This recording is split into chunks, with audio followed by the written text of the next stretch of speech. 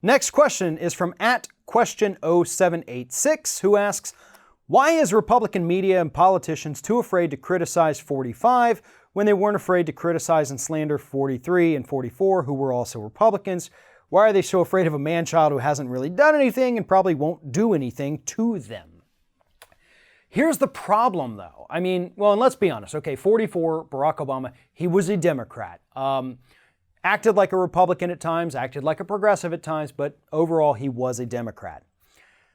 And the media didn't do a good job of criticizing George W. Bush either. I mean, let's not forget that you had MSNBC at the time and CNN and Fox News all supporting his policy of interventionist war in the Middle East. I mean, MSNBC fired Phil Donahue for speaking out against the Iraq War.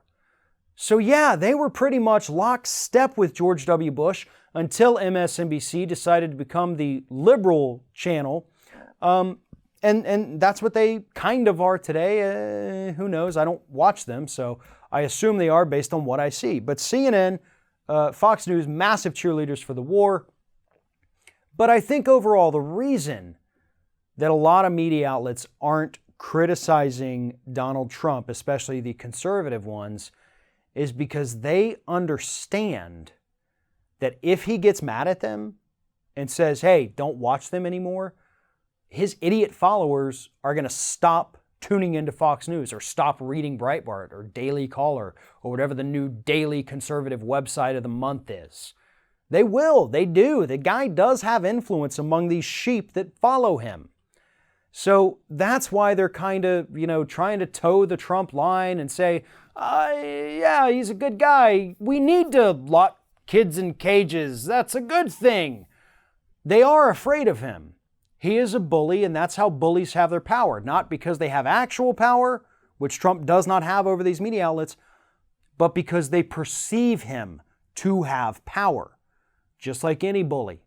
You confront them, you can get them to back down, but these papers, these outlets, all of that, they are too terrified to ever stand up to this man, and I don't ever see that changing, even if he ends up getting indicted, impeached, removed from office, whatever. They'll never say a bad word about him because they will always be afraid of him. That's all the time we have for the questions today, but again, if you have a question for us, please send it using the hashtag AskROF, or you can send it to our Twitter account @Ring of Fire Radio. I'm Farron Cousins. You're watching Ring of Fire, and we'll be right back.